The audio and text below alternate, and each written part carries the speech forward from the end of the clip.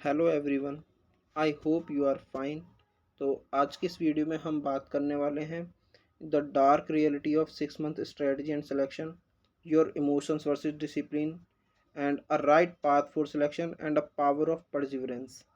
ये वीडियो अगर आप न्यू है इस फील्ड में और आप तक पहुंची है तो एक वरदान साबित होगी। आप मेरी बात को ध्यान से सुनना और उसे फॉलो करना। हो सकता है आपको ये पीपीटी इतनी खास ना लगे, लेकिन जो मैं बताऊंगा वो एक एक बात बिल्कुल एक्सपीरियंस से बताई जाएगी आपको, और उसे फॉलो करना आप।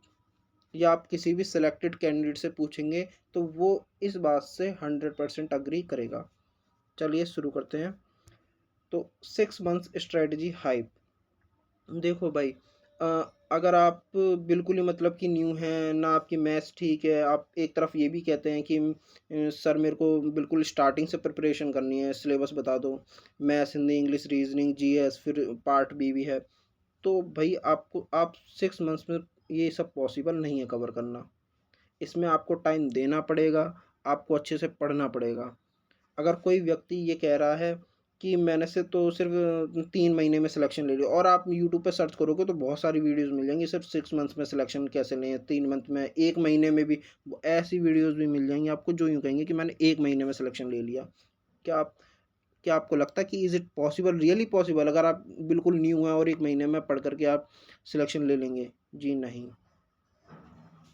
तो अगर आप कोई व्यक्ति ऐसा कह रहा है तो उस इंडिविजुअल व्यक्ति की केस स्टडी करना। उसने स्कूलिंग कहाँ से की है, वो उससे पहले कहाँ कहाँ प्रिपरेशन कर रहा था, किस सब्जेक्ट की प्रिपरेशन कर रहा था।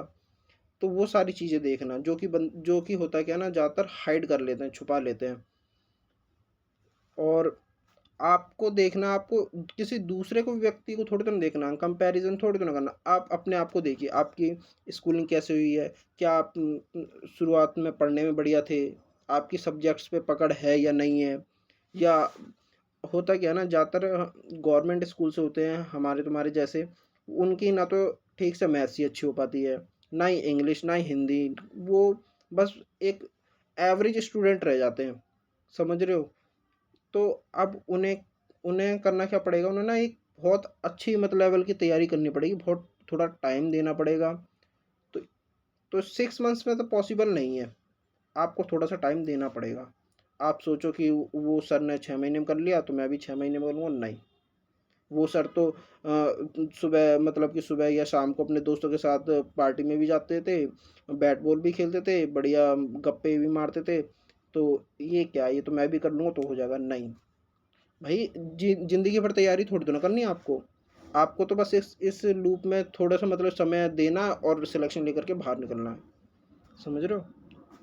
तो नेक्स्ट हम बात करते हैं, the clock and the negative marking show no mercy. Yes, आपकी तैयारी इस लेवल की होनी चाहिए कि मतलब अब देखो ना, आप एग्ज़ाम हॉल में बैठोगे, वो टाइम थोड़ी ना रुकेगा आपके लिए ना, और अगर आपने गलत अटेम्प्ट कर दिया तो नेगेटिव मार्किंग और हो जाएगी।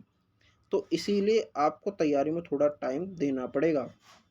मॉक टेस्ट लगाने पड़ेंगे आपको 6 मंथ्स में, जो कि पॉसिबल नहीं है।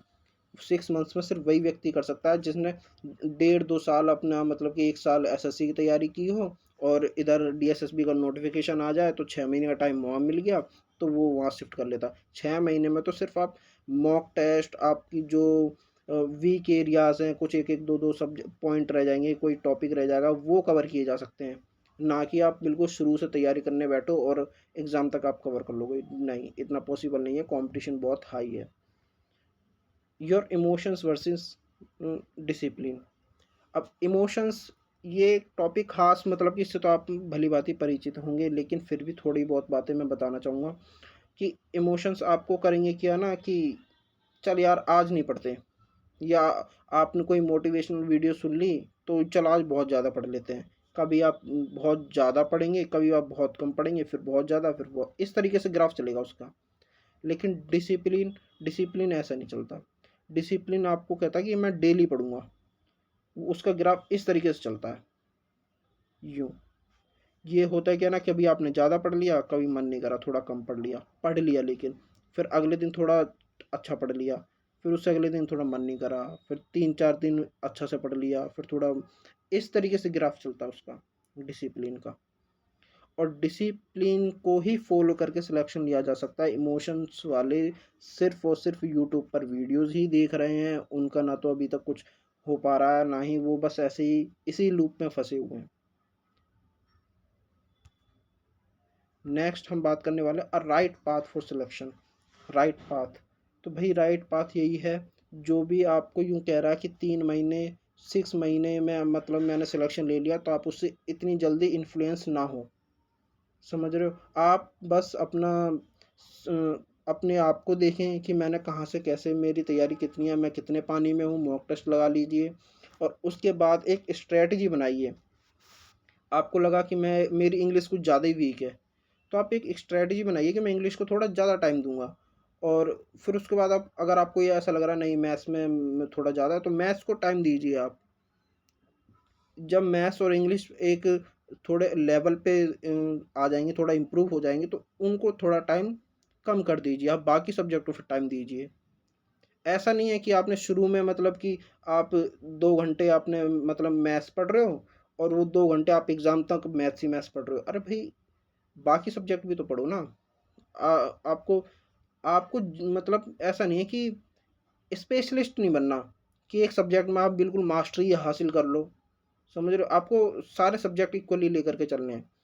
क्योंकि एक टाइम के बाद आता क्या है ना, जैसे आज तो आपकी मजबूरी हो जाएगी कि यार मैथ्स मेरे को समझ नहीं आ रहा, तो मैथ्स तो मेरे को करना पड़ेगा क्योंकि एग्ज़ाम में आ रहा है, या फिर जीके मेरे को पढ़नी पड़ेगी क्योंकि एग्ज़ाम में आ रहा है। लेकिन एक टाइम बाद ऐसा आता है कि पढ़ते-पढ़ते ना आपको इंटरेस्ट आने लगेगा इसमें, इस सब्जेक्ट में इंटरेस्ट आना, फिर आप कुछ भी, सुबह उठे मैथ्स उठा ली, शाम को सोने से पहले मैथ्स कर रहे हैं, दोपहर में मैथ्स कर रहे हैं, तो आप वहाँ चले जाते हो स्पेशलिस्ट बनने की डायरेक्शन में। आपको स्पेशलिस्ट नहीं बनना है, आपको सिलेक्शन लेना है और यहाँ से लाइब्रेरी से बाहर निकलना है। समझ रहे हो? लाइफ एंजॉय करनी है यार। नेक्स्ट हम बात करेंगे पावर ऑफ परसिवरेंस। जो व्यक्ति लास्ट तक टिका रहता है, मतलब हार नहीं मानता, कभी-कभी बिल्कुल ही मोरल डाउन हो जाता है कि यार क्या, सेल्फ डाउट होते हैं कि होगा, नहीं होगा, लेकिन फिर भी उसे एक होप होती है कि अ, उस व्यक्ति का हो गया सिलेक्शन, मेरे साथ के व्यक्ति का हो गया सिलेक्शन, उसने भी वही सब्जेक्ट पढ़ाई करी थी, मैं भी करूँगा, हो जाएगा। एक होप होती है। अपनी फैमिली की तरफ देखता है वो बंदा कि हाँ भाई, मैंने कैसे-कैसे स्ट्रगल किया है, मेरी फैमिली ने कैसे स्ट्रगल किया है। तो तब अगर व्यक्ति लगा ही रहता है, थोड़ा पढ़ता रहता है, तो एक दिन वो ज़रूर सिलेक्शन ले लेगा। Second, your selection starts with today's discipline. आप आज से ही शुरू कर दीजिए, आपका नेक्स्ट कोई सा भी एग्ज़ाम हो, आप बस लग जाइए। पढ़ने के लिए तो टाइम टेबल बनाए ही ना, आप बनाएँ बाकी सब चीज़ों के लिए, मुझे कब खेलना है, कब दोस्तों से मिलना है, और ऐसा नहीं कि डेली आप दोस्तों से मिल रहे हो, नहीं, उसमें टाइम ज़्यादा वेस्ट होता है।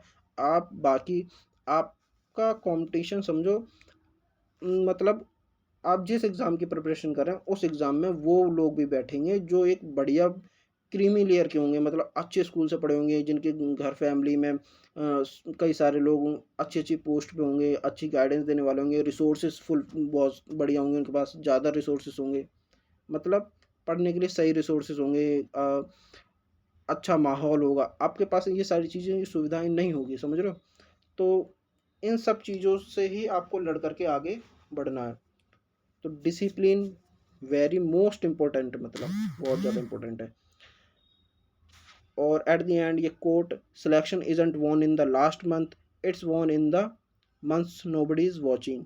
ये आपको लग रहा है कि कोई नहीं पढ़ रहा, सिर्फ मतलब सब इंजॉय कर रहे हैं, वो देखो, वो उसकी इंस्टा स्टोरी देखो, वो इंजॉय कर रहा है, वो कर रहा है, लेकिन नहीं भाई, सब पढ़ रहे हैं। इस चीज़ का पता आपको रिजल्ट वाले दिन चलेगा, जब रिजल्ट आ जाएगा फिर पता चलता है, अरे उसका भी सिलेक्शन हो गया, अरे उसका भी हो गया, ये तो पढ़ता ही नहीं था, ये तो मेरे साथ ही खेलता था, उसका भी हो गया, बताओ। तो भाई एट द एंड ये होता है, आप अपने आप को देखें, इंडिविजुअल व्यक्ति को देखें, आप अपने आप को, और एक स्ट्रेटजी बनाएं, आप अपने सिलेबस नोट डाउन करें, कौन कौन सा सिलेबस किस सब्जेक्ट में मैं ज़्यादा वीक हूँ, उसे लिखें और उसे टाइम दें, पढ़ें अच्छे से। एंड अगर आपको कोई बात, हाँ, कौन सी बात ज़्यादा बढ़िया लगी वो बता सकते हैं, किस बात से आप अग्री नहीं करते वो भी बता सकते हैं। Please like share and comment, subscribe my channel. Thank you, that's all from my side.